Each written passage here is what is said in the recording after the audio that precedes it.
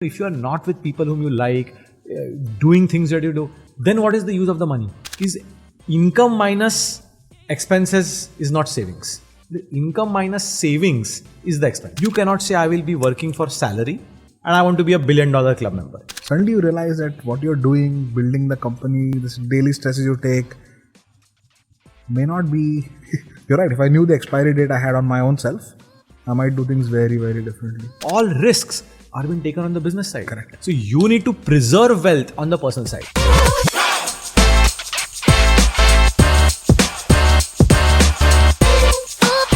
And I want to now come to the founders you invest in and just generally how you see the entrepreneurial ecosystem in India. You've done obviously a whole host of investments. I love that, by the way, when I decide to invest somewhere, you decide to invest without even... So think about that, no? Without even looking at associate yourself with the right people. I trust you. I know you will not generally do a thing. So I looked at the broad investment thesis, but if time is my most important currency. You spend time with the company, you spend time in evaluation. Now why should I also spend that much same time? I'm short-circuiting the time I'm using. Correct. And I may use that same time for being with my family or reading a book. That's a much better use in my view, because why should I second guess you? If I'm second guessing you, I should not even do it. Yeah, agree. But tell me about the investments you've made, what you have learned from a more startup context, not other investments, but from a startup context. See, founders you've worked with. I think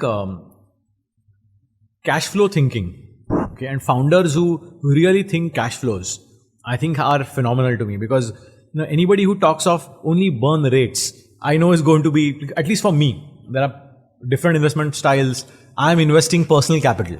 Okay, so I want to make sure, as I said, every founder I say, you're funding my daughter's education, you're funding my son. So I just make it like, it has to stick with them that, they better not, but that's on the lighter side. So cash flow thinking is very important to me. Second is, I always try and say, would I love to be at the airport if there is both of us are on the airport and we see the flight has been delayed by 3 hours. Would I say, "Arey, iske saath abhi 3 ghanta kaise bitaya main? Let me take a book." Okay. Versus I'll say, "Wow, I've got now 3 more hours with Shantanu." That's a privilege. So I will only invest if I think that the delayed, so I call it my delayed flight test. The delayed flight test is very good for me if I'm going to enjoy. So one of the investments I've made, I know I will never make any returns out of it. But that guy is so interesting. He does a whiskeys and fine spirits business. Okay, maybe I'll make some money at some stage, but he's so interesting. He's taught me so many things. He doesn't burn money, but his cash flow thinking is very strong. So I don't want to burn money. It's not like philanthropy or passion investing. It is for hardcore. But the interesting thing that you learn so many things from these founders. So to me, it's also about being connected with the people whom I can learn a lot about. Freshness, innovation. What I don't want to do is, if somebody has just is copying something blindly, or it's an idea from somewhere, you're trying to adapt it to India. I love it when founders tell me, this is a crowded space, I'm going to go do more there. Somebody who is putting, who's risking a sure shot job and all, and going into a crowded space, that means that guy has conviction and he knows it's not going to be an overnight win. There is no overnight win. Every startup, whatever idea they start with, is going to pivot 2-3 times in any case. So the startup plan doesn't matter. Okay, startup plan won't matter at all. But the founder is willing. He's found that niche. He wants to make that behavioral change happen. So to me, that's been my thing of founders. Who they are, what have they done in the past? Have they given up enough? Because if they've given up enough, they will want to do something with their life. That's the crux of it. So you're saying enough skin in the game from an opportunity standpoint also, not just... Yeah. In the past, right? You do a stable thing. Why would you give all of that up? Correct. Yeah. People who are not thinking of exit. That's a very important criteria. Anybody who tells me this is and then we will exit to X, I'm like, run like crazy. Anybody who tells me profit is not important right now, or nobody tells it these days, but subtly you figure out that he's focused on the wrong metrics. Okay, and it's again, metrics in the startup world are also very pure. I mean, somebody had this saying which I've modified, which says metrics are like bikini bathing costumes. What they reveal is interesting, but what they conceal is important. Okay. So you need to be able to understand what is that metric? Why are you even tracking it? What's the thing about it? So founders who focus on the right things actually will get more than valuation. What is the value proposition? Are you discussing value proposition more? Valuation is an outcome. Agree. Any red flags in founders post facto? Post facto, yeah, of course. I think anybody who has an easy way out, okay, never go for it. Somebody who's like saying, okay, if you'll figure it out after Series B, and seeing things are not working, founder starts creating backup options and so on. So I think that's a red flag. People who don't communicate enough. What kind of backup options? Like, it's again goes to the whole, we will sell to X, we can start talking of consolidations, we'll put ABs together. What happened to the business plan you showed me 6 months back? Correct. Believe in it, no?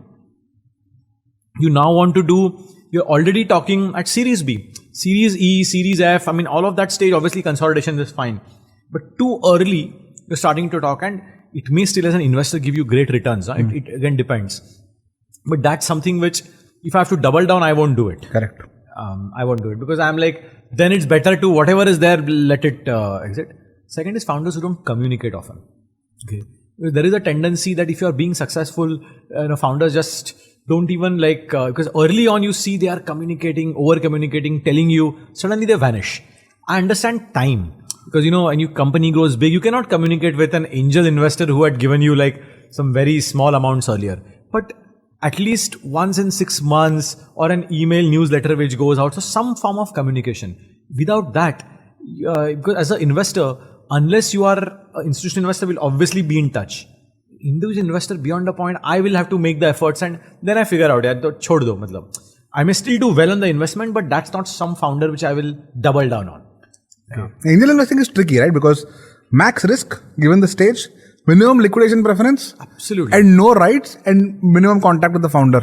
So it's right off. But that's why I go back to saying I really like to like the founder, and I should believe that I'm going to get that psychic returns by just being associated with the guy. He's teaching me new things, exposing me to new ways of thinking. And by the way, those are huge. Some of the best ideas in corporates have come from when a founder has said, why not? Let's disrupt this. Okay, I'm talking to a founder. He's telling me very innovative things of supply chain financing. And I'm like, but banks do this. He's like, no, here are the 5 things banks don't do. Yeah. I'm like, wow, that is what banks don't do. Yeah. And you've got onto that. And I think that will be a great segue forward. Also, founders give me confidence to take risks. If this guy is taking the risk, why am I not able to do something? What's the downside for putting this investment or building a business this way? Founders teach you so many things because in corporates, you have people who would rather conform to the norm. You don't want to, break too many things because you destabilize founders. And some of them are disrupt themselves. They will start something else what you said, no, you found a new opportunity. Let's get a new team which will disrupt or which will create the category. That kind of pace, agility, innovation, I just feel I should learn from those founders. So only financial returns. I'm better off, by the way, still buying the Nifty Bs or S&P 500, risk-adjusted basis. But unless I'm able to get more and contribute more to founders, there is no passion. You have to feel passionate about it. It's not about joining an angel network where you attend pitches on a Saturday. That's very painful. There are many other uses of your money and time, I feel, than doing that. No, I agree completely. I think recommended founders are the only ones that at least today, the quality of founders today is just off the charts. They make me feel deeply undercompetent. The quality of founders is great, but the quantity of capital chasing those is too much. See, last 1.5 years in the VC space, India has got $50 billion of VC fund. India, before that last 5 years, even if you adjust for COVID, was able to absorb $7 to $8 billion. From $7 to $8 billion coming into the country, you have $50 billion come in. Obviously, bad capital allocation is going to happen. Correct. And it will, in a way, it's a good thing because it will clean up some of this stuff. But I just hope that the quality founders focus on the right issues. And, initially people, and I have this theory, I could be wrong, is at the $500 million valuation benchmark. some people start thinking that they can walk on water. Okay, that's a real. That's an interesting number. It's very close. Now that's kind of where we are right now. Maybe a little. We'll touch there in a quarter or two. See, because what happens is when you have gotten there in such a short span of time, you are now looking around and saying you are now bigger than some of the 100-year-old companies in this country by market cap. Okay, you are now employing more people. Your brand is out there. Okay, Bombay Shaving Company is among the top 10 brands in the country, and I'm like, you've done it in such a short span of time, and then you suddenly, because in this age of social media, you are now invited onto this. You have somebody who's run a 50-year business. You are in that same league, and you start feeling invincible. Okay, that is the risk. That's why you have many people stuck at the unicorn valuation. 1 billion, next round uske upar jata hi nahi hai. It's the stagnant unicorn syndrome, I call it. You're always stuck at 1 billion because what has happened is investors have given you that additional thing. You have negotiated for that additional valuation. You did not deserve that unicorn, but you got it. And now you're growing into it perpetually. Yeah, and you have made more mistakes because you felt I had a unicorn. So then you start making more mistakes. Then once you make those mistakes, investors are like, ya to flat round, ya down round, and then you are not willing to do it. So you have a conundrum. So you guys will get stuck there. So that's the kind of thing which I actually worry about. But quality of founders, experience, because many of these founders, they have worked in a startup. Yeah. Okay, the first set of founders did not work in a startup. They worked in traditional corporate jobs. Or consultants or whatever. I'm calling consultants not traditional corporate, but I'm saying this set of founders have seen what it means to be a startup employee. They have seen agility. They understand the kind of talent to be attracted. They are not scared to take the risk. So that's why, and they know the pitfalls of a startup, because many of them have also said, the startup mein ye nahi chala, yeah, they left because of a reason. So their maturity on building startups is actually quite high. Does it lead to, and Aman spoke about this, walking on water and the God complex. Does it lead to bad habits that are irreversible? Irreversible, or I think the world teaches you enough lessons to reverse many things. But it does lead to some bad habits and so on, because it's almost like there are things which made you successful. Sometimes it was humility, your ability to connect and take insights from everybody. Because as a founder, in the 0 to 10 million, 20 million, you are taking insights from everybody. You are going and meeting people. You are very humble. You are saying, sir, aap mujhe batao, kaise karu main karna chahta hu, main karunga. Afterwards, it is like, I know it. I have done this, tumne kya kiya hai? Moment you get into that phase, I think it's a red flag. It's a very quick switch, no? Because your valuation increases so rapidly, then you are like, I think that valuation should not be a validation. Yeah. Okay. Valuation as an outcome is okay. Valuation as a validation of you is a different thing. Okay. No. Because if Steve Jobs had done that, if he was like backpacking in the Himalayas and so on, it would have been a very different experience. Yeah. Okay. But he learned. And founders learn very rapidly, and they come back and do their next gig, which is like phenomenal. And that's what I really admire, that you don't stay fallen. But, as somebody, you have to treat people well on your way up, because you'll meet the same people on the way down. You don't know when you will meet them. So that's, I just feel, is something which people should. No, I think you're right. I think we are now in a funding winter and money is hard to come by. Of course, public markets have started rebounding, but given the war is... But you'll get there.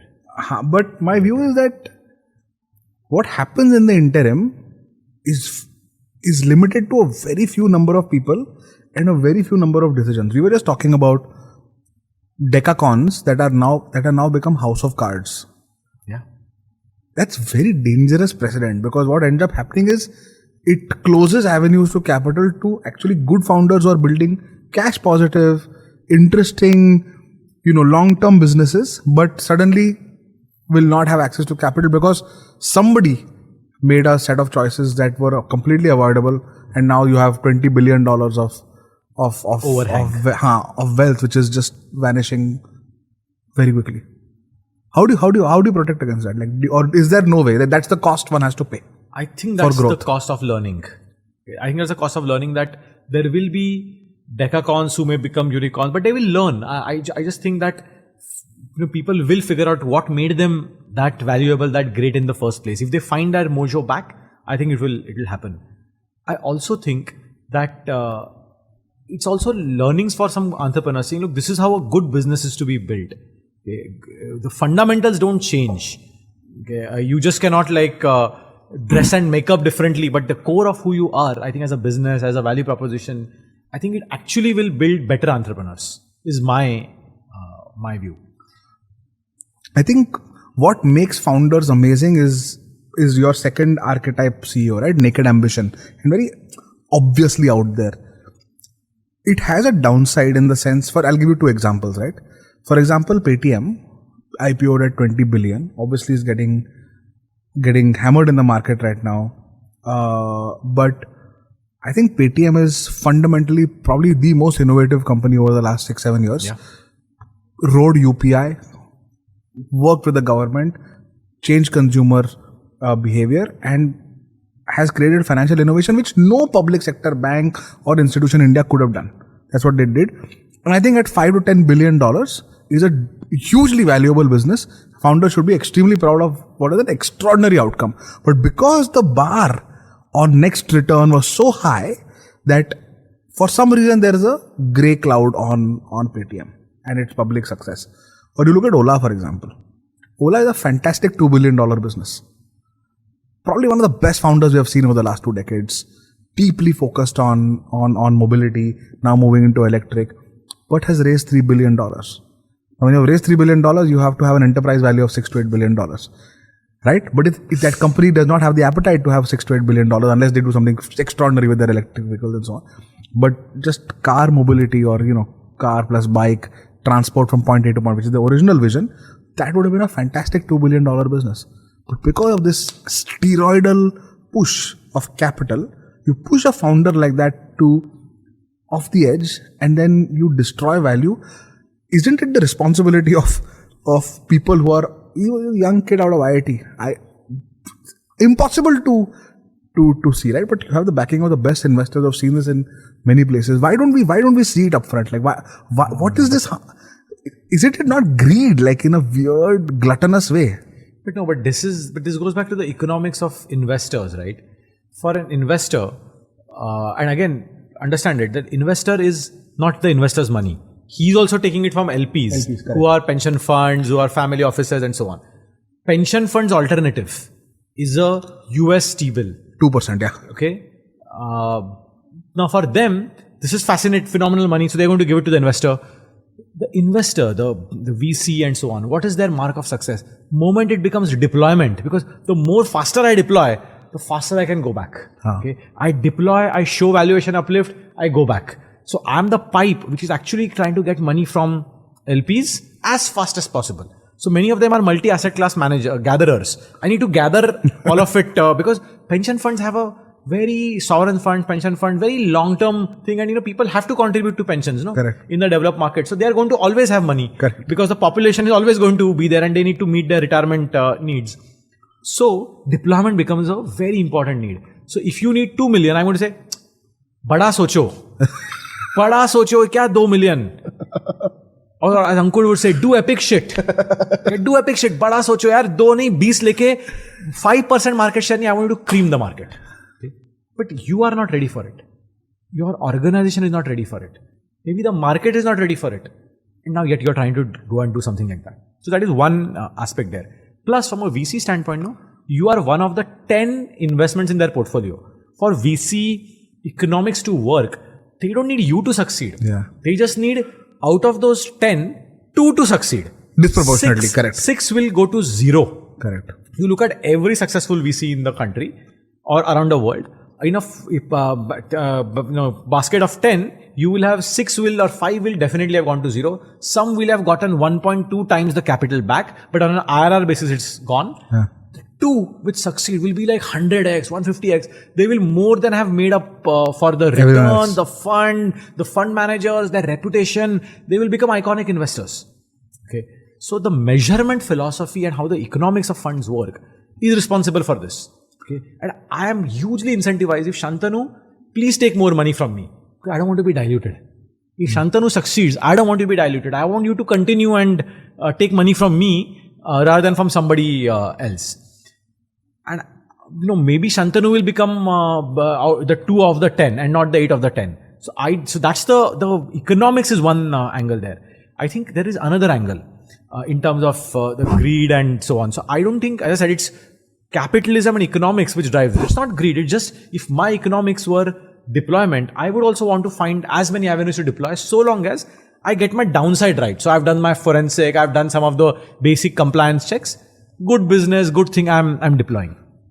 But that's why the great investors are actually who take a 20-year horizon. They are there. They have been there in 2000. They are there today. They have been sort of changing their investment thesis. Whenever too much capital gets into a space, they softly exit and find something else. Okay. To me, so that's been the philosophy. Now, how much when a founder raises too much money, okay, it is not necessarily bad, because you do want because fundraising takes efforts. I mean, you know this. I say founders are spending day and nights, and I would rather want a founder to focus on building the business and not on fundraise, because capital will come. He does the right thing, capital will come. But every 6 months you're out on the road, you have to justify things. I think that's a huge time thing. So I do think you should have dry powder. You should have up to 6 to 12 months of dry powder left in a worst case scenario, because things can go wrong. Yeah. But beyond that, then you start making suboptimal decisions. Correct. You are saying, ठीक है ना, पैसा तो है ना, तो experiment करके देख लो. And that culture permeates. That you are okay spending capital because you have it. Okay. If you force scarcity of capital, the best innovation will happen. You don't have capital. I'm not giving it to you. Then what will you do? So that's why I think it's the right balance between dry powder and scarcity. If you have too much capital, I think that's a different thing. And the last point, because Vijay is an amazing entrepreneur. Yeah. Okay. Paytm, as you rightly said, Demon, UPI, QR codes, payment innovations. Vijay has done a spectacular job of taking every innovation. He had a whole bunch of, lazy / slow moving competitors, and he just exploited the gap. And the digital revolution, the banking revolution, he just was the icon, the beaconhead who did all of it. But there is a difference between private markets and public markets. Correct. Okay. When you are public markets, it's a very, very different ball game. And I think people don't realize that sometimes, Michael Dell talks very eloquently saying, why did he take Dell Private? He said, people don't believe in my company. People don't understand what I do. They are now taking 0.1% stock, and the stock price is determined not by the largest investor, it's determined by the marginal trader that day. So I don't want that marginal trader who doesn't know me, who doesn't believe in me, to determine my happiness. Yeah. I would rather take it private. So he worked with the PE funds and took Dell Private. I think that was a very spectacular thing, because he said, now I have the freedom to build my business, do the right things. Otherwise, I'm always playing to somebody else whose concerns, considerations, investment philosophy, I don't even understand. I don't want to understand also. Yeah. Okay. So that's why public market valuations, private things, because any investor in the private markets, when IPO happens, wants to get a pop. But after the pop, who will buy it and keep holding on? That was a different angle. So I think, as I think Warren Buffett has this famous thing, right? He says the stock market is not a counting machine, it's a weighing machine. Are you a good business? Okay. Then you will get the value at some stage. Now, at that point of time, should it be 20? Should it be 18? Should it be 25? That depends on who wants to buy and who wants to sell. So if there are more sellers, the stock price will fall. If there are more buyers, the stock price will rise. Nothing to do with the intrinsics of the business. Nothing to do with it. You see that in crypto. Yeah. People didn't understand crypto, it was going up. Crypto guys doing anything phenomenally different? No, they were not. Yeah. And then when it fell, it was like, crypto mein kya ho raha hai? अरे पहले क्या हो रहा था जो ऊपर जाना चाहिए? You just cannot. A lot of, I've been you romanticize IPO, we put this board with IPO and all that, right? But you're right, I think public markets create a certain amount of baggage and scrutiny. Crazy amounts. Crazy amount of scrutiny. You have regulations, rules, and there are advantages to it. Because what does all of that do? That says, I'm a trusted business. Correct. Because I'm scrutinized by external auditors, internal auditors, SEBI, RBI, could be another 20 other things. Private, I'm not scrutinized by as many entities. Yeah. So that trust enables larger investors to... Liquidation becomes... very easy. No and problem. then the large guys can invest in you. Correct. As opposed to small. So future fundraisers and so on. But that trust, the seal of trust, comes with its cost. A lot of the best businesses in the world, Mars for example, $40 billion, completely private. Coke Industries, Coke, I don't know how you pronounce it. Completely private. Cargill, which is the world's largest in agriculture, again private. Completely private business, yeah. Large businesses which affects the food value chain, completely private. Because you say, look, public markets do not allow you oftentimes to do the right decisions. Yeah. And that's where Ashish Mohapatra's short-term versus long-term comes in. Yeah. Okay. Public markets are telling you quarter on quarter and guidance. Yeah. It's not as if I have to do well. If I gave 10% guidance and I did 9%, it's a fall. Yeah. If I give 5% guidance, I did 6%. Amazing performance. Correct. So what are you incentivized to do? Yeah. You're incentivized to, conservative. Expectations ye karo, don't promise too much, keep over delivering. Markets factor that in. They say, ye to hamesha conservative hai. They themselves have an earning consensus on you which is higher. That's the trouble that you will always have. Yeah. 21.73 crores. 21.73 crores? Who said this? Ankur Variku. 21.73 crores in the bank is enough for me to live my life. Why 73? There's an Excel model that he has. It's a very 80 Carney answer to a question. It's an illusion of accuracy. Designed to... So when you assume that accuracy is equal to correctness, no? But then he said 10 crores I want to put into Mars. Now there was a fundamental fallacy in his issue. I have 21.73 crores. And he said, I will die at the age of 103. So at 103, I will have zero in the bank. Because I don't want to pass on anything to my kids. Decline in value, increase and decline. So he's like declining value. 10 crores will go on my trip to Mars. Baki 11.73 crores I need. Month on month, I need 3-4 lakhs, 4-5 lakhs, whatever it is. I'll rent my life. That's it. And Ruchi and I will not leave anything for the kids. I felt the number was fairly small. I said most people assign a number where passive income on that number is far higher than current income plus expenses. That's what, if I'm at McKinsey, what I'm making from a salary plus what I need. That some of that should be, more than that should be made through passive income. Then I have built enough. Now that number for me was 50 crores broadly. And number hasn't moved much because my lifestyle hasn't changed much. But for some people it's 100, some people it's 25, for Sohail it's 10, etc. People have different logics. Here, coming to, the reason why I started the BarberShop was fundamentally that we have roughly a 800,000 per month job deficit. India needs to create 1 million jobs a month. We are at 200,000. And the only way we can bridge that deficit is if we have more people who are entrepreneurs or entrepreneurial in their setups, right? They need not be unicorn founders and so on, but they need to be able to create disproportionate value and deploy people and capital and time to that in a very efficient way.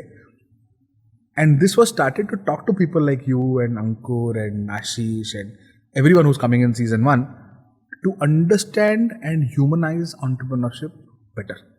We tend to make entrepreneurs who are so uber successful, in not entrepreneurs, any field which is uber successful, we godify. Whether it's Sachin Tendulkar, Amitabh Bachchan, whatever, right? Yeah. We godify politics. And the moment you godify, you make them untouchable or unrelatable to you. You can never aspire for it because you feel like they're gods, I'm human. But to take an entrepreneur, and that's what's happening now with unicorn founders, but to break that down and to make them human was the purpose of this. And the reason is because I feel that over the next 20 years, India has a slingshot opportunity of growth. We have broadly stable borders, we have a young demographic, we have a government, independent of who's in power, that is stable, it's a democracy that works. There's a transition from, poverty to lower middle class to middle class to upper middle class. That transition is real, right? So if we don't take advantage of this over the next 20 years, we will lose probably the one huge shot we have of making it big. So what is your view on macro India? Do you think that we should be as optimistic as a lot of us are? So I think, by purchasing power, I think India is already number 3. If you adjust for US, China, and so on. So I think, will we beat US, China? I think mathematically, it is not easy to beat that. But will we create a lot more wealth and opportunities for the next generation? Absolutely. Okay, there is no doubt in my mind, because you look at industry after industry, I think that's happening. And the consumption base is there, the export base is increasing. So all of that, I think on the macro side is actually there. So I'm extremely bullish on India's ability to absorb capital globally, because I do have a global view of where capital is going. Where can you put capital? LATAM, very difficult. Africa, oh no, you won't forget return on capital. You will not even get the return of capital that you're putting in. Okay. Australia, very small. Yeah. China, depends, because sometimes you are like in or you are out, and China may also not take that capital because the domestic. Europe not growing as much. US, at all, actually. Europe is struggling a lot. Yeah. US has enough domestic sources of capital, so there is no foreign capital. And whatever is coming to the rest of the world is also coming from North American shores, because what they cannot deploy.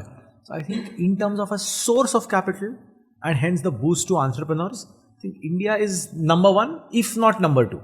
We are definitely going to be there. So I don't think it's a, it is, as you rightly said, it is a use it or lose it. Okay. Use it because it's our chance, or we are going to lose it because some countries are the perpetual emerging market, because they are always emerging. They have never capitalized. Like 50 years back also emerging, today also emerging. Some reason or other. I think we have a unique opportunity there, and I think people realize it. That's why you actually see founders in their 20s.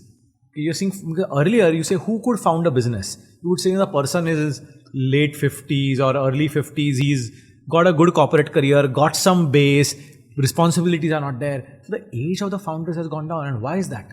It is because capital is available, people are willing to take risks, and the founders, their family backgrounds have given them some more comfort, have given them the education, the values and so on.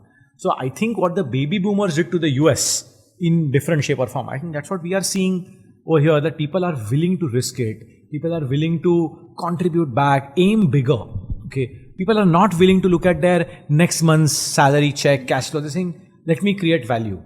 Okay, let me join a bunch of my like-minded friends from IIT or from NIT or some campus and say, कुछ करके दिखाते हैं, क्या होगा, वापस कुछ कर ही लेंगे. So I think that spirit is what I think. It's just the entrepreneurial spirit, the risk-taking spirit, which came to our parents much later in their lives.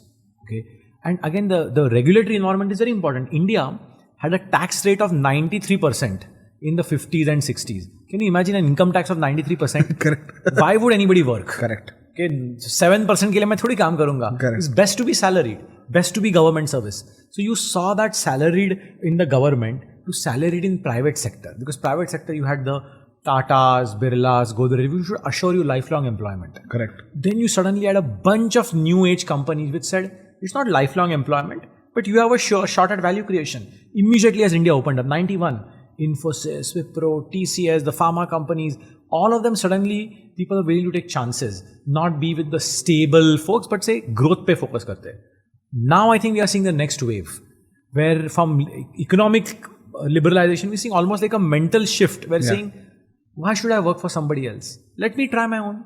Let me try and create. And you are creating entrepreneurs, you're creating intrapreneurs. Think, okay, I have a backing of a corporate, but let me try and do some new stuff and so on. So I think that avalanche is just gathering more and more momentum and steam, and I think it will continue, no doubt. Wow! And do you see this in the kind of founders you meet to invest in nowadays, etc.? Do you see a certain sense of conviction? At least for me, when I see a 24-year-old founder from an IIT Roorkee or a BITS Pilani, there are two campuses that are really extraordinary on this, right? They have a give two fucks attitude. They're commercially astute. Their ability to put down a 3-year business plan is off the charts. Yeah. They speak all the right words, and their conviction in their business is high. But if they don't do well, they're like, okay, we'll figure something else out. We'll figure the next venture out. So I think I do see that whole, let's give it all it takes. We have a great CV. We have a great education. We have great skills and qualities, and let's try. Yeah. First couple of times, you know, to kya hoga? One of the early founders told me this. He said, how many times can I fail? Law of averages mein 4 baar ko to ek baar to succeed honga. And he said, it's very interesting. He said, I only need to succeed once to make it big. I don't need to succeed every time. So it stuck with me. You don't need to strike big every time. Correct. You just need to strike it once. You can fail 2 times. 3rd time you strike it. 5th time you strike it. Correct. You still do it. Tell me about you personally. I remember you toyed with the idea of starting a fund before you took the last the last role that you took, how did you take that decision of moving into an M&A strategy, senior business role at a global company as opposed to a fund or starting up yourself? So, I think to me, the ability to work globally is a very important aspect, because I just feel you're able to connect and bring best practices. And that was a very important part of McKinsey also, that you could work across the world. And I think those experiences and that decisions are not just linked to professional. It's also about what I want to do in a broader context of life in general. What are the experiences that you want? Because beyond a point, careers thing is, you can always optimize it in the context of my work, or you can say work is only one of the things that defines me. Okay. So I took that choice to say, I do want to actually explore the world. I do want to see what else is happening elsewhere, both from the personal side and as professional side. Okay. Plus, it gave me a chance to actually do what I really like to do, which is do M&As, do investments, structurings, and so on. So that was actually, and it also gave me a chance to contribute back from a very different standpoint, because a farmer, a grower, is a very vulnerable thing. Think of it, the farmers who put food on our tables 3 times a day are actually the best entrepreneurs. Yeah. They're taking risk. They invest 30% of their net worth every season to buy the crop inputs. Yes. They don't know if the rain will spoil it. There will be too much rain, then it's gone. Too less rain, then it's gone. Prices may change. Something else may happen. Supply chains. 60% of the food India has is wasted. Correct. Pre-consumption. So the post-consumption on our plates is like a different. Anybody who wastes food on the table, I think, makes a crime. But to me, very important part was, if you can really help that grower constituent, I think it would be very fulfilling for me, number one. Number two is agriculture. Also from a climate change standpoint, I was lucky enough to be at Davos and at COP26. Some of the major things are going on about the climate in the world. And you suddenly realize the role that agriculture plays. I think is fascinating. And without solving that problem, you're not going to solve the problem of the 1.5 degrees that is being spoken of and so on. So to me, the role gave me a chance to do what I want personally, see what's happening on some of the most critical issues, and still stay connected to India, because it gives me an opportunity to do both. And I was like, why not? Let's experiment with it. Let's explore what's happening, and it gives me the ability to help founders, help people whom I really like to do. You told me an interesting thing. You said that I don't want to work for money anymore. I've made what I will ever need. Explain that to me. Of course, we know McKinsey is fairly, if you do very well at McKinsey and you become senior partner and so on, you obviously make a lot of money. But what is that for you? Because that's a question a lot of young people are struggling with. And the ranges, as Ankur was saying yesterday, the ranges are spectacular. There's someone who will say, I need 50 lakh rupees. That's it. That's all I need. A 23-year-old kid. And there's someone else who's saying, I need 1,000 crores. Below that, I am not happy. And I think the extremities of that indicate just a lack of understanding of what money in its absolute form actually is. So, and I know you're one of the most astute thinkers of money in general, not only individually for yourself, but in general, given the kind of work you do and the kind of person you are. So, tell me about your relationship with money and what you meant when you said that I don't need to work for money ever again. So, I think in life, from a pure number standpoint, I think there are only 4 clubs. Okay, if you look at it from here, there's $1 million club, and this is all net worth excluding house. So liquid net worth. Liquid net worth, broadly. And you can have a second net worth excluding the house you stay in. Okay. Because you can have multiple houses. That's a real estate portfolio choice. And those are yielding houses. So that could be yielding, could not be yielding, but you can always sell them. Correct. And you will not be on the street. So you have $1 million, $10 million, $100 million, and $1 billion. You have only 4 clubs. You have to make a decision at some stage. I think at 25, you don't know what it means. You don't know what $1 million means. You don't know what 1,000 crore also means. Okay, by the time you're 35, 40, you have a good understanding. I think you have to select which club you're aspiring for. Each club requires certain choices and trade-offs that you have to make. You cannot say, I will be working for salary and I want to be $1 billion club member. Very few people will ever, it's just not possible. Yeah, if you were an early employee of Facebook and you're still earning salaries, but your money is not coming from salary. You cannot be a $1 billion club member. $1 million, some people, then it are certain choices that you are making. Okay. So I think if you decide conceptually, which club do you want to be a member of? Each club has different tasks, the lifestyles are different, and you cannot compare them. You cannot compare. So first, my suggestion is always, at some stage in life, figure out which club you want to be. And everything else then is a part of that club. If you feel, no, I want to have houses in multiple cities around the world, by definition, you're moving towards a 100 million-ish club because you cannot get anywhere. If you say, no, I want one house, I want to definitely have a car, I want to have 2 kids, I want them to have good education, then you don't need to be in that 100 million club. It could be a 10 million club. It could be whatever. So I also think that the clubs will force you to do certain things, but will also then determine many of your other life choices. And they have to be consistent. It doesn't matter which club you want to be. Just make sure that your ambition and your club membership are actually very consistent. You get that? I think your equation is fine. For me, it was first about, there was this famous Ashwin Chandra.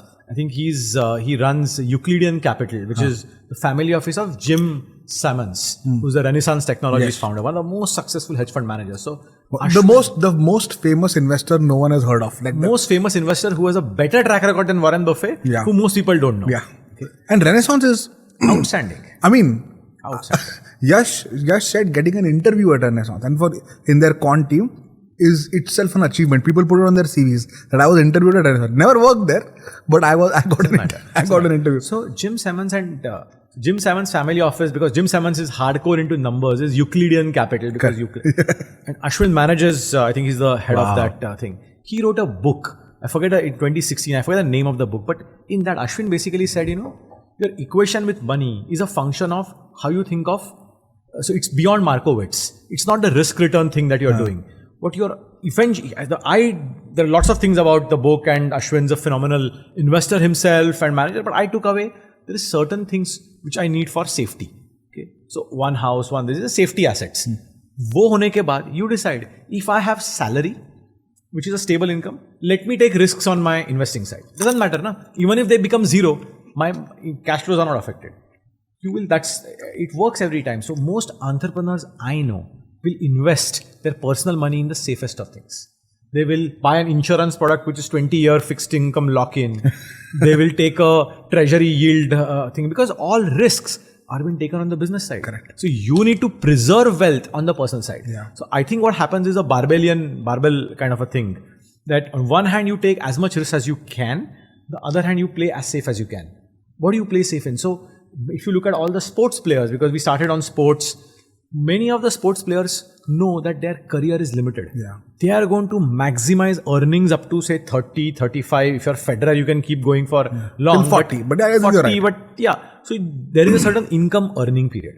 Okay. So you maximize it. After that, all you have to do is preserve. Yeah. Because you're not going to get any new income. Correct. So if you've made 10 million, you have made 30, you have made 100. After that, the increase is only a function of how you manage the stuff.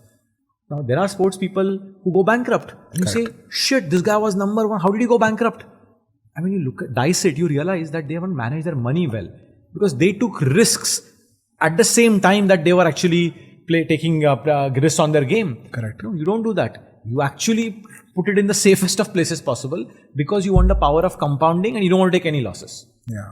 So I remember when you told me, like when I came into the money a little bit, right? And you told me that you are anyways very high on the risk, given most of your wealth is in Bombay Shaving Company and is illiquid. So with this, think about two things: revenue and capital. This is your capital. Put it in equity markets or wherever you are comfortable, and then don't look at it. Whatever you need, you just keep that to the side. And I remember you also told me, "Tula kitni avet? 1 koti, 2 koti. Tula je karayega, you do take that and do what you want with it." But put the rest and don't look at it, because that's what will kind of compound. I call it hobby money. There is some hobby money. All of us need hobby money too, whether it's to buy something, to invest in something. Take hobby money aside. Okay. Don't think of returns on hobby money. You are not doing your hobby for financial returns. Correct. Everything else depends on, if you are a salaried person, getting very stable, assured. So McKinsey context or corporate jobs, very stable, reasonably stable. I mean, recession, things go wrong. But even then, in many countries, you have social security. If you're fired, you get X. So sometimes people want to be fired because they think if I leave, I'm not going to get anything. But if I'm fired, there is a great outcome there. So then, actually, you should think about investing very differently because everything is safe. Correct. Then your disproportionate won't happen. Now, of course, it again depends on your ambitions. Okay, outside. So what will you do with that money? Because somebody once told me, what does it matter how much you have if you are never going to use it? Okay, I have 100 in my bank account, 1,000 in my bank account, 10,000. I can just say I have 100,000 in the bank account. If I'm never going to use it, it doesn't matter. So to me, a stage comes, and the earlier it is, the better is. You see, rather than from having something, you are doing something, which is I call it from assets to experiences. So at the end of the day, I don't need to own a house in, say, Lonavala to enjoy and experience Lonavala. Yeah. I can go and take a Saffron Villas or Lohono stays or whatever else. I can stay in a hotel. If I have a house, to me, it's about there's a headache. I have to keep managing it. Why would I have the money and take the headache? I don't want to have the money and take the headache. If I have the money, I don't want to take the headache. Correct. It just doesn't make sense, at least to me. Correct. So that's why from having, you move to doing. So it's all about experiences. It could be a great play somewhere. It could be watching something. It could be going somewhere. And I think then it almost becomes like being. Okay, where you say, you know what, time is all about conversations. Just I'm with somebody. It's a very evolutionary phase from a life standpoint. So from a 25-year-old, I wouldn't even say that. 24, I would say that you will have certain life goals. Okay. Earlier, people used to want to have a house, used to want to have a car, used to own it. Nowadays, sometimes people say, why should I have a house? Rental yields are phenomenal. I'm not going to own anything, which is okay. Car, yes, I may have it, I may not have it. I can use Uber, I can use whichever one. So I think if there is a certain minimum assets that you want to have, please build first towards those. Okay. The second thing I would say is for money, whatever, Ray Dalio did this very well. Principles that you have about money, you need to be very clear. And I wrote down a few principles. I said, whatever is my 1 year expenses, I will always put that in my bank account. Even if it is not earning as much interest, 1 year expenses have to always be in the account, because whatever happens, if in 1 year I am not able to stabilize myself, then I have a different problem. Money is not going to solve it. It means I don't have the skills. Second, I said is I will never sell an asset till I really need it. Okay. I'm not going to liquidate it. I just don't believe in liquidating, because Warren Buffett thing is just compound. And somebody do this maths is 1.01 raised to 365 and 0.99 raised to 365. Correct. So 1.01 raised to 365 is 38 and 0.99 raised to 365 is 0.03. It's almost close to zero. So that one delta. So every day. Don't stop compounding unless you really have to. And I really believe that. So liquidate only when necessary. Otherwise, figure out a way around. So like that, there are a few others. But I just think once you write down those principles, I think you are like, for example, another one I used to have, not now, but 5 years back, I used to say is income minus expenses is not savings. The income minus savings is the expenses. So you fix savings. Yeah. And then that's what you decide with expenses. Because early on, you just then create a savings kitty which doesn't change. You can also say, look, some people get very more, initially I did that more sophistication, saying saving for X, saving for Y, saving for Z. But it becomes like then you have to be really disciplined. But you just say saving and then put those savings either in a long-term, in a mutual fund product, or you're just buying the market, and reduce the expenses that you pay to financial services providers. Okay, because expenses and costs kill the returns. Okay, nobody outperforms the market. Over time, broadly 5% people outperform, and even out of those 5, if you net off expenses, almost nobody outperforms. So why do that? I mean, you can still do it to try and generate alpha on certain part of the portfolio, but otherwise, just try and buy the market. And long term, for somebody who's in their 20s, they should just buy equities. Till they're 40, just buy equities. Correct. And equity will keep appreciating. You liquidate if you want a house, okay, but you take mortgage. Now in India, of course, with the income tax rules changing, mortgage is no longer as attractive as it was. But earlier, when I took my first mortgage, it was like so financially attractive. you're getting tax benefits, and you're putting only 20% of capital. So I just thought that was a very good way, was to always use debt whenever you can, because with debt, you optimize the power of equity. Correct. Without debt, you're not optimizing any power of equity. Completely agree with you. Completely agree with you. And what happens when, do you feel like at what age do you think you can decide what club you want to be? Is that a function 35, of age? I think broadly 35, because by then you've gone through ups and downs, you've seen a career, you know what your current graph is, you know that shit, now if I don't change, I'm never going to hit the 100. Then you know you need to make some course corrections. Or you can say, look, I think at this rate I will hit there. You may still change, but you don't change for money. Okay, people may change because, I really want to do my own startup. Yeah.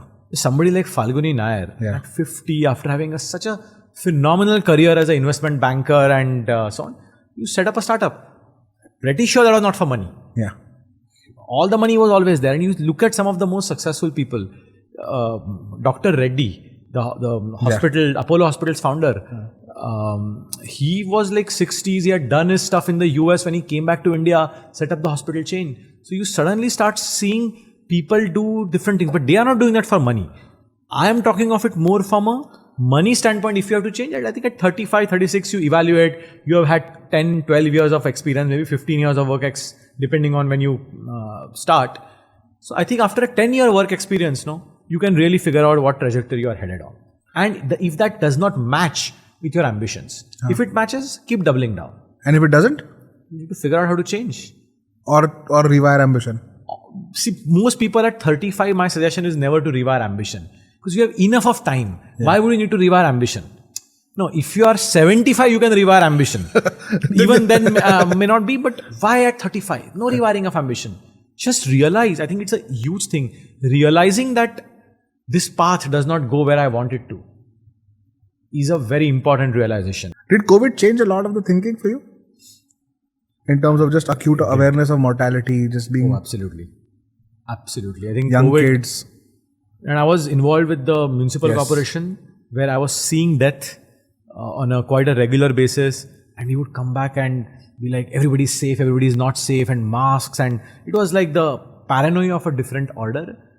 All of us have lost people, either 1 degree of separation, 2 degrees. So in our case also it was, and you realize saying, you have all the money. You have, what do you do with it? If you can't get a bed, if you can't meet somebody. And I saw that there was a funeral I attended during COVID where people were speaking about nice things about the person and all. And I was like, shit, the last time I met this person was only 5 years back. So I'm speaking nice things, but I never took out the time to meet. Again, it came back to me, it was time. Yeah. So constantly it came back saying, how do I use the time in the best possible manner? And COVID really, really shook the foundations of what you think is assured. I mean, all of us are like this product which has an expiry date. Yeah. Except we don't know what an expiry date is. Yeah. The question is, would we do things differently if we knew? I think we would do. I think people who come back from a near-death experience and so on, they suddenly, why do they change? Because they just realize that some things are not worth the battle and the stress and so on. So I'm never very stressed by anything. Because I'm like, is this worth it? Is this something 5 years from now I would be worried about? So I've just gotten used to asking myself that subconsciously now. Earlier I was to get worked up. Everything would work me up, right? It was batch mentality. Somebody's progressing ahead of me. Somebody has more money. Then I said, would this matter 5 years from now? Yeah. He said, no. And COVID just increased that thought process. And that was also one of the times when I decided to leave McKinsey. It was during COVID. I remember. Because he just told me that what I'm doing, am I really doing something which I would sort of say don't want nothing but this. So my prioritizations and priorities really changed. I remember we met in Boston and you had said, by my 40th birthday, I think that time you were 38 or I will leave. I thought you were kind of, you are tailor-made for McKinsey. Many people thought that. You will be a lifer. And I genuinely thought, there's an alumni group when Gautam was being elevated and there were these thoughts about who's going to be the next India CEO or whatever. Or even the one time before that, your name was very much in the mix. And we were like, no, Toshan will definitely. And for someone who's worked with you, I always thought. But when COVID happened, I realized that even for me, for example, parents being far away, aging in a way, younger brother being halfway around the world. Suddenly you realize that what you're doing, building the company, this daily stresses you take, may not be. You're right. If I knew the expiry date I had on my own self, I might do things very, very differently. Amazing. It's actually quite eye-opening. Toshan, I think as we kind of, this has been absolutely incredible to talk to you, and thank you for taking out the time. But lastly, before we close, our objective is to get more people to become entrepreneurial/entrepreneurs. And you've spoken at length about the mental shift that we as a country are making. But if there's someone watching who is in a job, super intelligent, backs themselves, thinks of themselves as future founders, etc., what nudge would you give them? Like, just how would you tell them that it's okay to go and do something for themselves as opposed to not take that risk? I think it's a very tough question because it's such a personal thing, because the reasons why people get into entrepreneurship or entrepreneurial ventures is very different.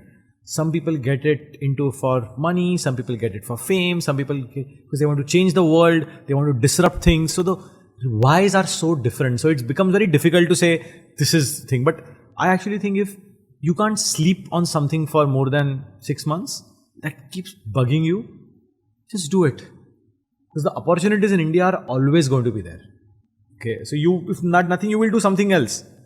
In your life will, we glorify this and so on. Most decisions are reversible. Yeah. Okay, most, not all. There's some relationships and so on are a lot more fragile in that sense. And broken glass, even if it is put together, you can still see the cracks. Yeah. But to me, the thing would be if that idea or that thought bugs you for long, and by long I mean 6 months. It's always easy to have a evening of drinks and then say, kuch karte. By morning it all like dissipates. Or the next job which offers you 15% extra, 30% extra, or 40% extra, you jump onto that and then you jump onto that. Then that's not the case. But if you really haven't been able to sleep and it pinches you like a stone in your shoe, then 6 months you will never be happy unless you try it. Get that whole thing out of your system, but do it thoughtfully. Yeah. I would just say that you have to do it thoughtfully. Don't be crazy about it. Your idea is good that you want to do it, but test it. Make sure you have enough conviction. Yeah. And then just go all in, because there is no support system. And I remember, both of us are Maharashtrians in that sense. And the story of Tanaji Malusre was Shivaji's general. Yeah. And he had to take the very well-guarded fort of Kondana. Thanks to Ajay Devgan movie, everybody knows that story. Hopefully does. But the reason why Tanaji won was not because of the bravery of the Marathas. I don't think bravery had anything to do with that part. Marathas were brave, no doubt. Okay, no doubt they were brave. But the battle was turning against them. Okay. The only way, and Tanaji was almost dead at that time. So his brother Suryaji, he cut the ropes of escape, and what he told the Marathas was, look, if you want to run, there are no ropes to climb down, because the Marathas had climbed up. So there are no ropes to climb down, you will have to jump. Yeah. And if you jump, there is 100% death. Correct. Okay. Here are the Mughals. You fight them, you have more than 50% chance of winning. Correct. So he just brought the probabilities to life so well that 100% death versus more than 50% life. What would you select? It's a no-brainer decision. Yeah. And all the Marathas fought, and they fought with their life and for their lives. And they won, and it was an amazing victory which turned the whole thing in Shivaji's favor. So I just feel that you cut off all the safety ropes then. Okay. Sometimes I see people saying, I will do this, but in my day job and at night I will start my something and all. I just find it very difficult, because you will never be able to truly succeed unless you cut off all your parachutes and safety nets and buffers. So I would say do it cautiously. But if it has bothered you for 6 months, if it is 3 months and you change, don't do it, because I don't think it's for everybody. Yeah. But if it is for you, I think the stakes are not that high. You will get funding. There is no doubt you will get funding. There are enough and more people out there, providers of capital. capital exceeds entrepreneurship. This is the best thing that could happen to India. Correct. Okay. In many countries, entrepreneurs are there, but there is no capital. Because they're saying the country has a negative list kind of thing. Country is risky. People have spoiled it. India is the other way around. Yeah. Entrepreneurs are there. You rightly said government is encouraging. Just do it. I think the Nike symbol here would be my suggestion. Awesome. Thank you so much, Toshan. It's been an absolute privilege to host you on the BarberShop. Thank you so much. Thank you so much, Shantanu. And I hope that BarberShop will now beat Joe Rogan at its viewership. I hope so. Thank you so much.